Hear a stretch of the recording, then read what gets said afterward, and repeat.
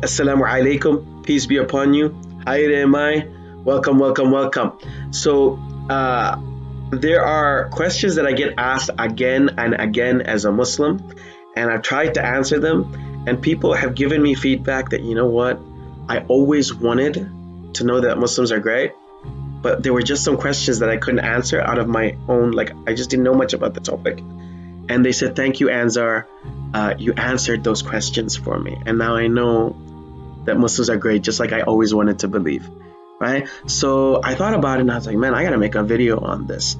So I've made a video, 5 questions that I always get asked a Muslim. I want you to know I'm no expert. I'm definitely not an expert. I'm just a guy trying to answer some questions, and if there's benefit, you know, that would be cool.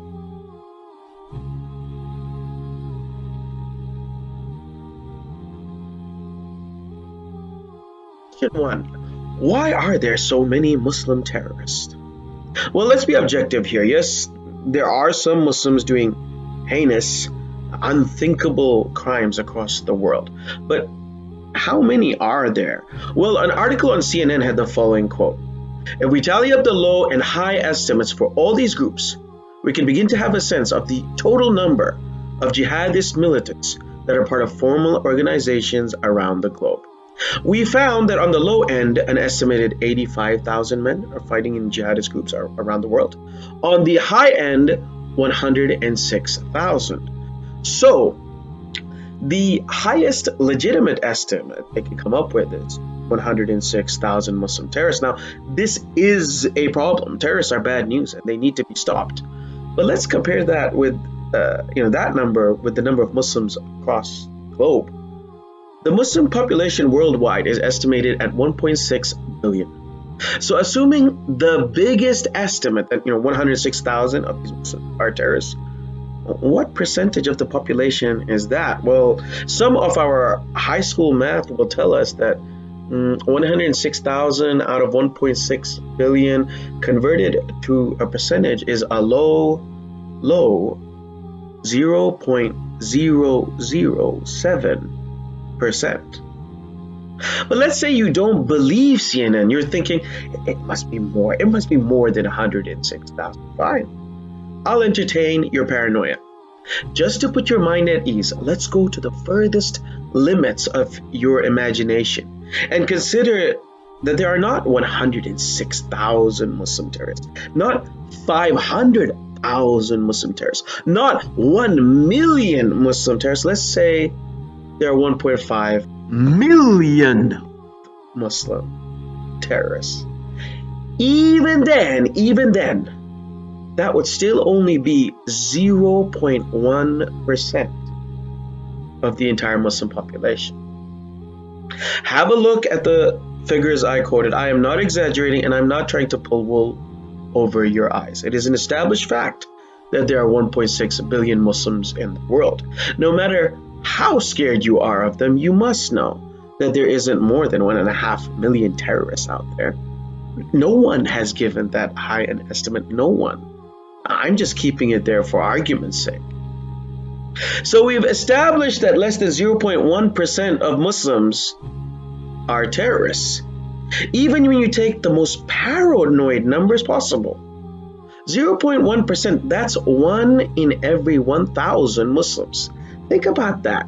Imagine if I took the 0.1% most craziest New Zealanders and decided that, in general, this is how New Zealanders are. Would that be fair?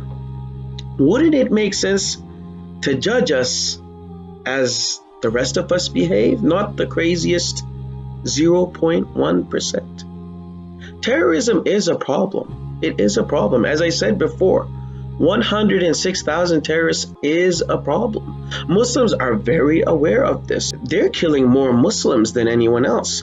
But just like a lunatic in America who kills his own children is classed as a lunatic, not an American. Just as a lunatic in England who rapes his children, this is classed as a lunatic, not an Englishman. So too should a Muslim lunatic who decides to run his car into innocent bystanders be classed as a lunatic, not a Muslim. How else can you describe a person who sees soldiers commit an unjust act on one side of the world and decide that makes it appropriate to run a car into someone who probably could not find that place on a map somewhere on the other side of the world? This is complete lunacy, complete indecency, complete evil.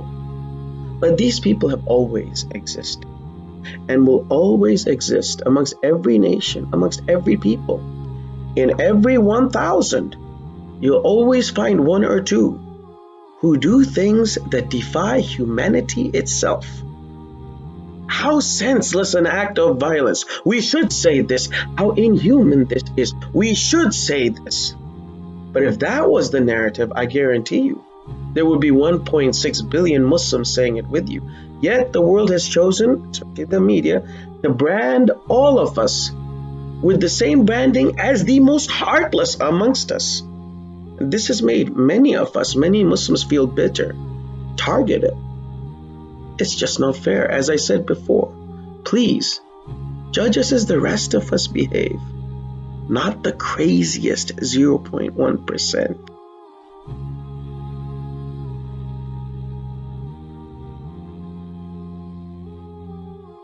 Question 2. Well, what about all the support for terrorist groups? There is little support for terrorist groups in the Muslim world. A survey done by Pew Research in 2015 found overwhelmingly that there was an unfavorable view of ISIS in all Muslim majority countries studied except one country. And by the way, in that country, they just said, I don't know, suggesting they were simply too scared to actually give their views.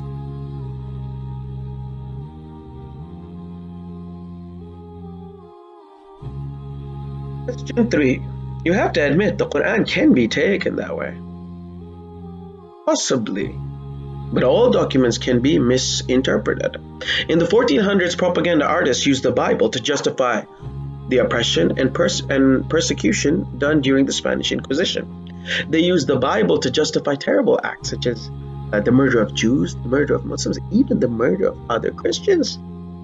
The Bible was quoted constantly to justify the first crusades in which the victorious Christians, by their own accounts, killed every woman and child in Jerusalem, even ripping unborn babies from the wombs of pregnant women. This is by their own accounts. Many extremists in the Israeli government today, they use religious doctrines for the justification of a violent and completely un-Jewish treatment of Arabs in Palestine. Both of the fault is not in either of these tremendous documents. The fault is in the propaganda artists who take it out of context to justify their own ends.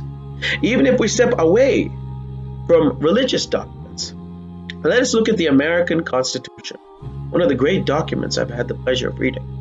The propaganda machine, which is the gun lobby, takes the Second Amendment out of the context in which it was written and uses it to justify their, to me, extreme positions. This results in countless unnecessary deaths in America every year. So to the original question, can the Quran be taken that way? Possibly. But why don't we judge the true meanings of the Quran by how 99.9%, at least, by how 99.9% of the people who read it have interpreted it?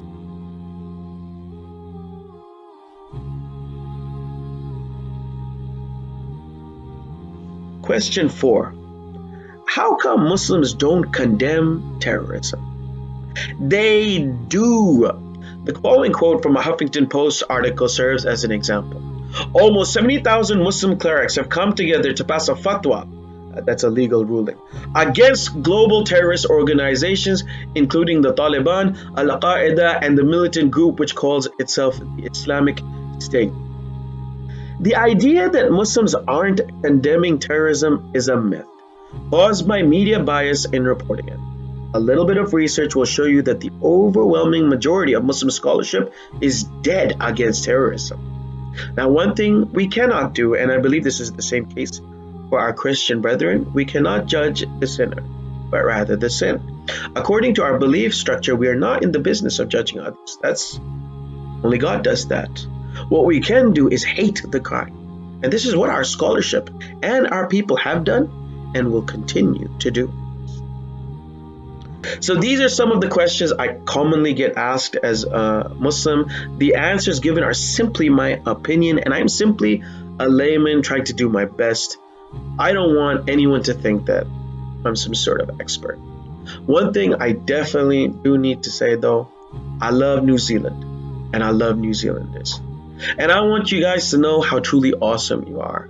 New Zealanders are so peaceful and so tolerant. Please, please, please, please, please, never change. God defend New Zealand.